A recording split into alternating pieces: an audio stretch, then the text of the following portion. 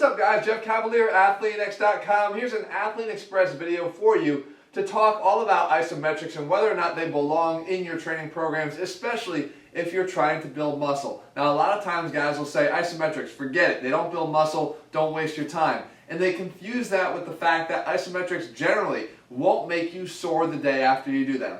Why is that? Because they're lacking the eccentric lengthening component that we've talked about that does a lot of the damage that creates the late onset muscle soreness for a lot of different reasons in your muscles the day and 2 days after. But it doesn't mean that isometrics can't build muscle. Matter of fact, they can for two very big reasons. Number one, there's two different types of isometrics. For here, I'll just grab two little cables to demonstrate.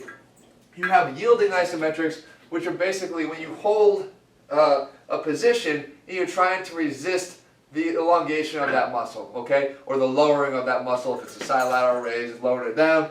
That's number one. Number two is an overcoming isometric, where you set this thing way high, okay, to something I can't move. And I'm trying to move the immovable, okay? So I'm trying to pull out as hard as I possibly can up against this.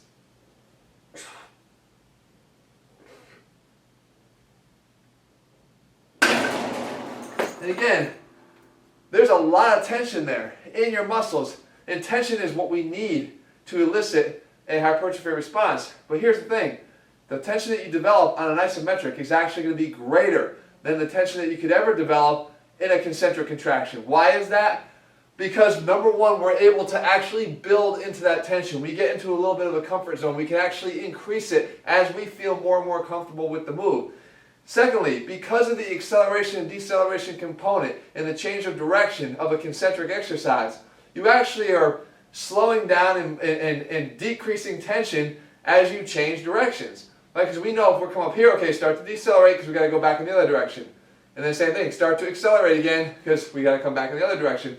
So your total actual peak maximum force production is going to be less in a concentric exercise than it is going to be in isometric. But here's the key move. If you want to start building muscle with your isometrics, which again, I feel they can, I feel they belong in your complete training program, you're going to want to start doing these for a lot longer. So your tension, again, one of the earlier recommendations, do isometrics for about 3-4 seconds at a time.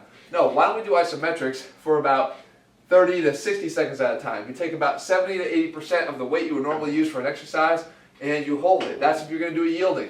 If you're going to do an overcoming exercise, isometric, load the weight up as high as you can so you can't move whatever it is, and then just go at it and try to hold that tension and develop as much force as you possibly can for 30, 40, 50, 60 seconds ideally.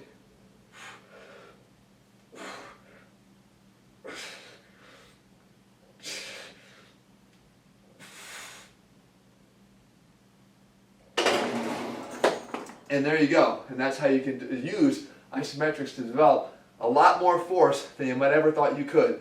And in the long run, start building even more muscle than you thought you ever could with isometrics. So, if you guys are looking for a program that incorporates concentric, eccentric, isometric training, does it at the right times and the right amounts to make sure that you're not skipping something that could be as valuable as this, guys, it's the ATHLEAN-X training system. I kind of put it all together and lay it all out for you step by step. I put the science back in strength because sometimes we need that to get our heads cleared of a lot of the bro science that's out there to put you right back on track with what you need to do to get the most out of your training. That is at ATHLEAN-X.com. In the meantime, if you found this video helpful, leave your comments and thumbs up below. And as always, I'll make more of them. Whatever you want to see, you let me know and I'll do it. Thanks, guys.